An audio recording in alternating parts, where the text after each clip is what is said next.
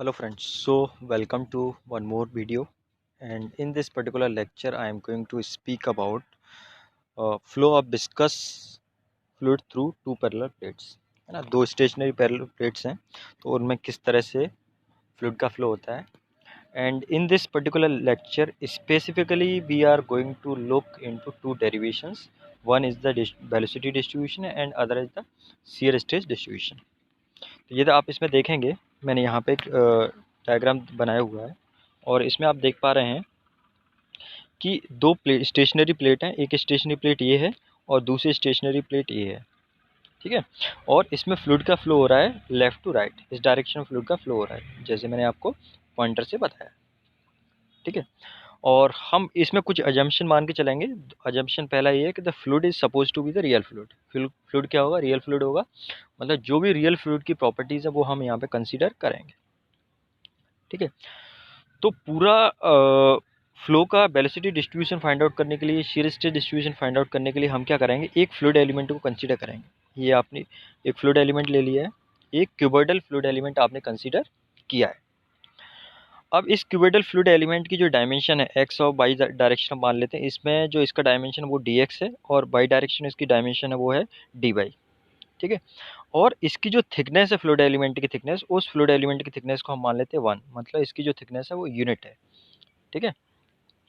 तो ऑब्वियसली इसका जो एक्सप्रेशन ड्राइव करने के लिए आपको नेवियर स्टोक्स इक्वेशन यूज़ करना पड़ेगा। नेवियर स्टोक्स इक्वेशन क्या कहता है कि net force acting on a fluid element, किसी भी फ्लूइड एलिमेंट पे जो नेट फोर्स एक्ट कर रहा होगा, that will equal to the sum of the gravity force, sum of pressure force and viscous force, है ना। One need to consider all these three forces, gravity forces, pressure force and viscous force, in order to calculate net force acting on the element, ठीक है। अब इस case में हम ये मान लेते हैं कि फ्लूइड का जो फ्लो हो रहा है वो हॉरिजॉन्टल डायरेक्शन हो रहा है। हॉरिजॉन्टल डायरेक्शन फ्लो हो रहा है तो हमको वेट कंसीडर करने की ज़रूरत नहीं है, क्योंकि वेट हमेशा कैसा लगता है, वर्टिकली डाउनवर्ड डायरेक्शन में लगता है, वर्टिकल डायरेक्शन में लगता है। अब there are certain assumptions which we will consider while deriving the expression for the velocity distribution.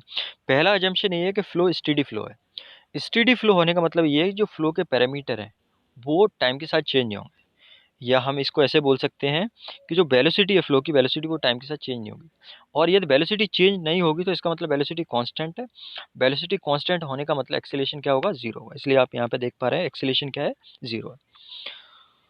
दूसरा ये फ्लूइड इज इनकम्प्रेसिबल। इनकम्प्रेसिबल का मतलब समझ में आता है, जो फ्लूइड की डेंसिटी है वो density will remain constant, density constant रहेगी।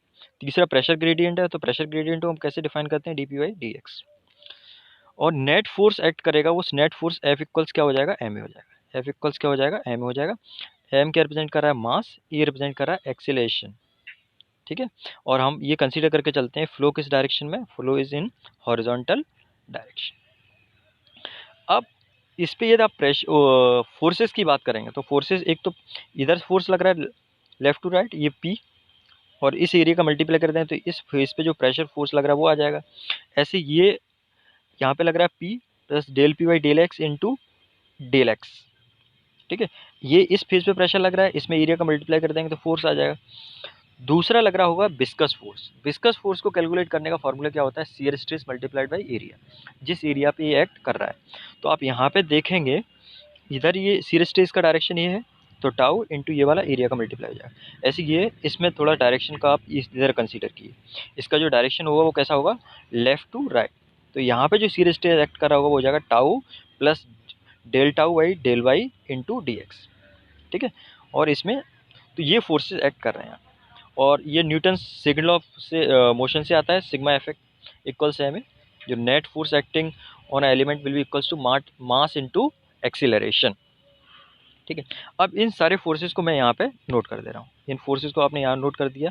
P into D Y into one, basically ये क्या है? यहाँ पे P प्रेशर है और डी वाई इंटू वन क्या है? एरिया है। तो आप यहाँ पे देखोगे, यहाँ पे P प्रेशर एक्ट कर रहा है ना। और इसका जो फेज है ये डी वाई है, इसकी थिकनेस क्या है? इस प्लेन के क्या होगी? परपेंडिकुलर होगी। और मैं थिकनेस क्या कंसीडर करके चल रहा हूँ? वन थिकनेस कंसीडर करके चल रहा हूँ। तो इस फेज का जो एरिया होगा वो एरिया क्या हो जाएगा? D Y into one. तो P इंटू एरिया, एरिया क्या है? D Y into one. तो P into D Y into one क्या हो जाएगा? इस फेज पे जो प्रेशर फोर्स एग्जर्ट हो रहा है, इस फेज पे जो प्रेशर फोर्स लग रहा है। ऐसे ही यदि आप इस वाले फेज की बात करेंगे तो इस वाले फेज पे जो प्रेशर होगा वो क्या हो जाएगा? P plus D P by D X into D x, और इसमें क्या हो जाएगा, इस एरिया का मल्टीप्लाई हो जाएगा। ठीक है, तो एरिया यहाँ पर भी सेम होगा, यहाँ पर भी एरिया क्या होगा, डी बाई इंटू वन, तो एरिया होगा। अब ऐसे ही यदि हम शेयर स्ट्रेस की बात करें तो यहाँ पे ये शेयर स्ट्रेस एक्ट कर रहा है, तो शेयर स्ट्रेस इस वाले एरिया पे एक्ट कर रहा है, तो ये वाला एरिया क्या होगा, डी एक्स इंटू वन, क्योंकि डी एक्स तो ये है और इसकी जो थिकनेस होगी वो इस बोर्ड के क्या होगी, परपेंडिकुलर होगी, इस पेपर के क्या होगी, परपेंडिकुलर होगी। ठीक है, ऐसे ही इसका भी सेम होगा। तो आप देख सकते हैं ये जो शियर स्ट्रेस वाला विस्कस फोर्स है, ये नीचे वाला विस्कस फोर्स और ये वाला प्रेशर, इन दोनों का डायरेक्शन एक है, और ये फोर्स यहाँ पे जो एक्ट कर रहा है इसका डायरेक्शन, ये जो प्रेशर फोर्स एक्ट कर रहा है इसका डायरेक्शन, और यहाँ पे जो विस्कस फोर्स एक्ट कर रहा है ये विस्कस फोर्स बेसिकली इस वाले डायरेक्शन लग रहा है, डायरेक्शन गलत है यहाँ पे, तो इन दोनों का डायरेक्शन क्या है, एक जैसा है।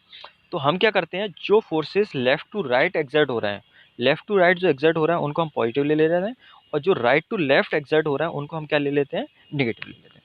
तो आप यहाँ पे फोर्सेस कंसीडर कर लिए आपने, P into D Y into one minus P plus del P Y del x into D Y into one minus tau, ये एरिया है, प्लस ये वाला, तो ये फोर्सेस आपने कंसीडर किया। अब जब इसको आप सॉल्व करोगे तो क्या होगा, ये वाला टर्म इस टर्म को अंदर मल्टीप्लाई करोगे तो ये कैंसिल आउट हो जाएंगे, तो इसमें सिर्फ ये इन दोनों को सॉल्व करोगे तो आपका क्या बचेगा, minus D P Y D X into D Y into one, one तो हट जाएगा।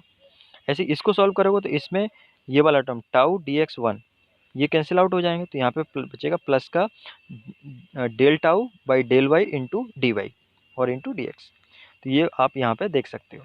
तो del P by del x into D Y plus del tau upon del Y D Y into D X, यहाँ से solve हो गया है। तो यहाँ से इसको आप इधर भेजोगे तो ये माइनस का साइन है तो प्लस का साइन हो जाएगा, तो del tau upon del Y D Y into D x equals क्या आ जाएगा, del p upon del x into D y, तो d y D x cancel out हो जाएंगे, तो यहाँ से ये इक्वेशन बन जाएगा del tau upon del y equals D P Y D x, ये एक इंपॉर्टेंट इक्वेशन है। अब ये वाला इक्वेशन मिल गया। अब हमको मालूम है Newton's law of viscosity, Newton's law of viscosity क्या कहता है कि tau equals mu D you upon D Y. अब इस वैल्यू को, इस जो टाउ की ये वैल्यू है, ये वैल्यू को हम पुटअप कर देंगे पहले एक्सप्रेशन में, यहाँ पे पुटअप कर देंगे टाउ की वैल्यू।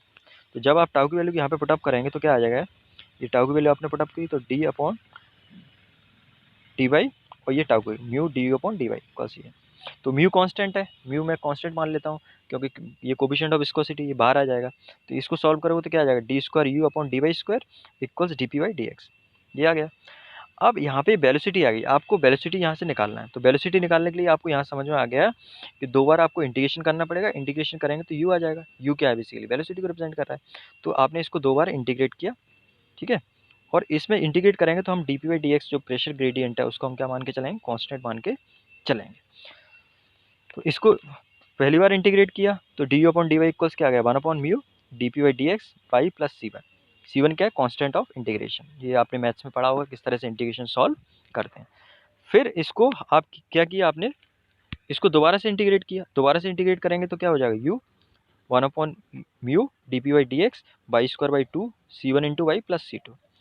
तो अब आपका जो एजेंडा है, अब जो आपकी बात है, आपको क्या कैलकुलेट करना है, you need to calculate the constant, ये जो C1 C2 कांस्टेंट है इनको आपको कैलकुलेट अब करना है। और कांस्टेंट जब आपने मैथ्स में पढ़ रखा है कि कांस्टेंट हम कैसे कैलकुलेट करते हैं, by using the boundary condition, boundary conditions को आप यूज़ करके क्या फाइंड आउट कर सकते हैं, कांस्टेंट को फाइंड आउट कर सकते हैं। तो C1 C2 की वैल्यू फाइंड आउट करेंगे बाउंड्री कंडीशन यूज़ करके। अब हम नो स्लिप मान के चलते हैं, नो स्लिप का मतलब ये है कि जो fluid layer which is in immediate vicinity of the plate, जो स्टेशनरी प्लेट है उसकी इमीडिएट विसिनिटी में जो फ्लूइड की लेयर होगी वो स्टेशनरी होगी, नो स्लिप कंडीशन मतलब। तो at Y equal zero U equal zero, है ना, जहाँ पे बाई की वैल्यू जीरो, बाई आप कैसे मेजर कर रहे हो, बाई भी तो आप ऐसे ही मेजर कर रहे हो, यहाँ पे आपने देखा ये बाई क्या है, यहाँ से ऊपर की तरफ डिस्टेंस, तो बाई जीरो का मतलब ये, यहाँ से देखिए ये बाई इक्वल जीरो और यहाँ से ऊपर की तरफ जाएंगे तो बाई इक्वल ये क्या है, टी है ना, इन दोनों प्लेट के बीच में जो डिस्टेंस है वो क्या माना है मैंने, टी माना है। तो हम यहाँ पे आ गए थे, constant of integration find out करने की बात चल रही, तो बाई इक्वल जीरो पे यू इक्वल जीरो हो गया, तो बाई की वैल्यू यहाँ पे जीरो आप पुटअप करोगे तो ये वाला टर्म जीरो हो गया, है ना, ये वाला टर्म जीरो हो गया, इसका मतलब C2 की वैल्यू क्या आ जाएगी, जीरो आ जाएगी, C2 की वैल्यू क्या आ जाएगी, जीरो आ जाएगी। तो ठीक है, दूसरा by equals T, by equal T का मतलब, आप बाई इक्वल टी का मतलब समझिए, बाई इक्वल टी का मतलब ये है कि आपने यहाँ पे यहाँ पे y equal 0, y equal T का मतलब यहाँ पे भी वेलोसिटी 0 है। तो इस वैल्यू को आप पुटअप करेंगे उस इक्वेशन में जो आप वैल्यू फाइंड कर रहे थे। तो यहाँ पे y इक्वल टी पुटअप किया, y इक्वल टी पुटअप किया, तो उस पर भी u इक्वल 0 आएगा, है ना। वेलोसिटी क्या है 0, क्योंकि प्लेट कैसी है, स्टेशनरी है, and we are considering the no slip condition. क्या कंसीडर करके चल रहे हैं हम, नो स्लिप कंडीशन। तो यहाँ पे 0 आ गया। अब ये वैल्यू आपने ऊपर वाला एक्सप्रेशन पुटअप की, किसमें, कौन से में पुटअप की, यहाँ पे पुटअप किया u इक्वल 0, और y की जगह आपने क्या पुटअप कर दिया, t पुटअप कर दिया। C2 आपका 0 आ चुका है। तो यहाँ से जब आप इसको सॉल्व करेंगे, आपने देखा इसको सॉल्व करें तो ये 0 equal 1/μ dp/dx t² / 2 plus C1 into t, y की जगह आपने t पुटअप कर दिया। तो यहाँ से C1 की जो वैल्यू है वो C1 की, इसको आप सॉल्व करोगे, C1 t इक्वल्स आ जाएगा -1/μ dp/dx t²/2। जब t इस तरफ आएगी तो ये स्क्वायर चला जाएगा, तो ये C1 इक्वल्स आ जाएगा -1/μ dp/dx इंटू t/2। ये आ गया। अब इस वैल्यू को C1 और C2 की वैल्यू को आप किस में पुटअप कर दोगे, C1 और C2 की वैल्यू को आप पुटअप कर दोगे यहाँ पे, तो आपका किसका एक्सप्रेशन आ जाएगा, ये आपका वेलोसिटी का एक्सप्रेशन आ जाएगा। तो यहाँ पे आप देख सकते हो, ये आपने u इक्वल्स ये, और ये C1 की वैल्यू यहाँ पे पुटअप कर दी। C2 की वैल्यू तो 0 है, तो C1 की वैल्यू आपने पुटअप कर दी। तो ये बेसिकली एक्सप्रेशन रिप्रेजेंट कर रहा है velocity distribution across these plates which are stationary. तो यहाँ पे ये लिखा हुआ है। अब यहाँ पे देख रहे हो स्क्वायर आ रहा है, स्क्वायर आ रहा है मतलब इसका जो शेप होगा दैट विल बी पैराबोलिक। तो velocity distribution between two stationary plate कैसा रहता है, उसका शेप पैराबोलिक रहता है। इससे रिलेटेड डायरेक्ट गेट में क्वेश्चन पूछे जाते हैं कॉम्पिटिटिव एग्जाम के। वेलोसिटी डिस्ट्रीब्यूशन दो पैरेलल प्लेट्स के बीच जो स्टेशनरी किस तरह का होता है, तो कैसा होता है, वो पैराबोलिक होता है। अब शियर स्ट्रेस डिस्ट्रीब्यूशन निकालेंगे, तो shear stress tau equals mu du/dy। यहाँ पे du की जो वैल्यू है, ये u की वैल्यू यहाँ पे पुटअप कर देंगे, आप u की वैल्यू यहाँ पे पुटअप करोगे और उसका आपने क्या किया, डिफरेंशियल ले लिया बाई के रेस्पेक्ट, क्योंकि du/dy है। जब इसका आप डिफरेंशियल कैलकुलेट करेंगे तो ये टाउ इक्वल्स आ जाएगा ये, ठीक है।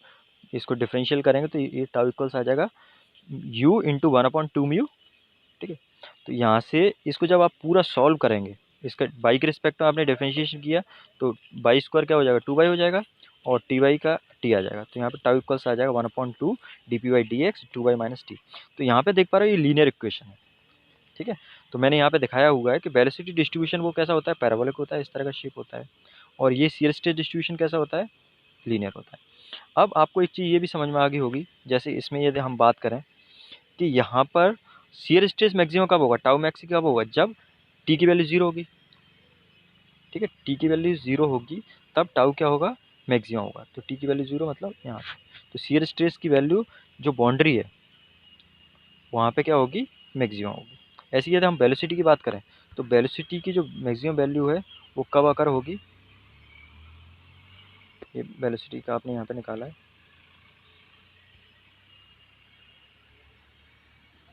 ठीक है। तो वेलोसिटी मैक्सिमम कब होगा, जब ये वाला टर्म क्या हो जाएगा, 0 हो जाएगा। ये वाला टर्म 0 कब होगा, जब आपका बाई इक्वल्स क्या होगा,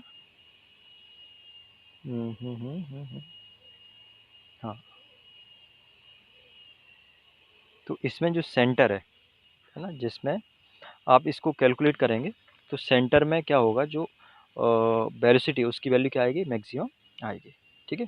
तो शियर स्ट्रेस मैक्सिमम कहाँ पे होता है, एट द बाउंड्री, और वेलोसिटी मैक्सिमम कहाँ पे होता है, एट द सेंटर, जो कि आपने प्रोफाइल से देखा। So this